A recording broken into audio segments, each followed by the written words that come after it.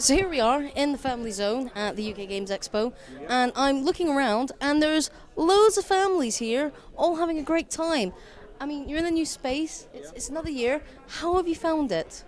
I think this year has been better than we expected. I think last year we had a great space in one of the main halls. We were busy throughout the weekend, but we had a combination of regular gamers alongside families. This weekend has been, in this area, has been nothing but families. So I think it's showing over time. We're changing the demographic. We're getting more and more families involved. It was crazy in here yesterday with a number of families, and up to sort of, way through the afternoon. It's been nice and steady as well. So it also shows that they're staying longer at the expo as well. So it's having the desired effect, I think. Yeah, it's been really, really good. Some people would describe this as almost like a safe space for families to come in and get gaming. How do you view this Family Zone as it works?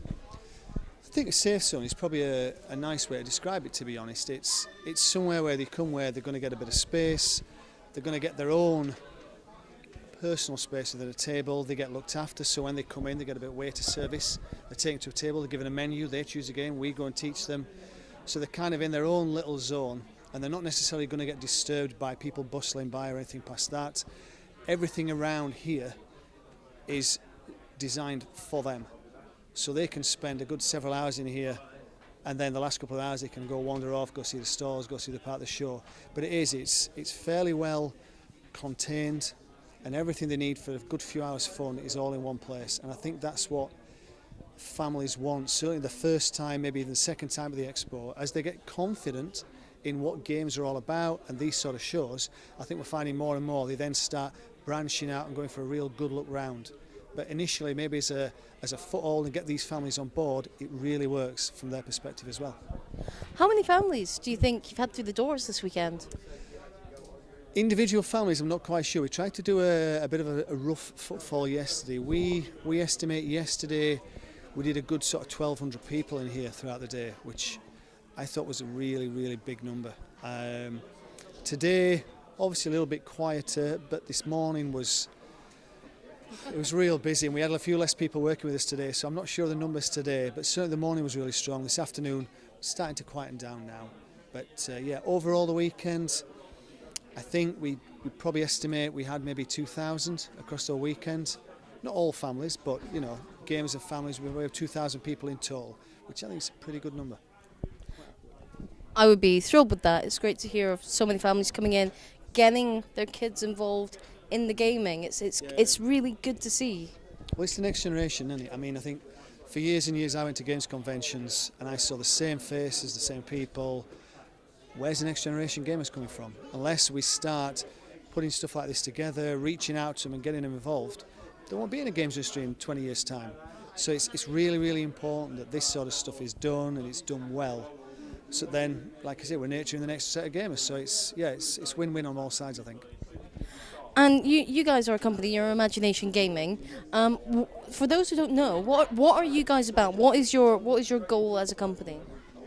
Our goal as a company, there's a couple of major goals. One of our goals is to change the perception of gaming in the UK. So we're looking at taking away the sort of stereotypes of the sort of cheeky, geeky gamer, and then the families that are terrified of getting involved with games and just don't bother. We're trying to bring all that together, change the general perception as a culture of what games are about. And also as a company, I guess what we're trying to do is really get into schools and make game and gaming a part of daily school life.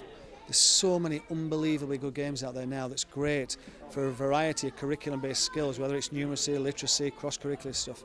There are fantastic games out there. And we want more schools and teachers and parents to recognise that fact and start using them on a daily basis.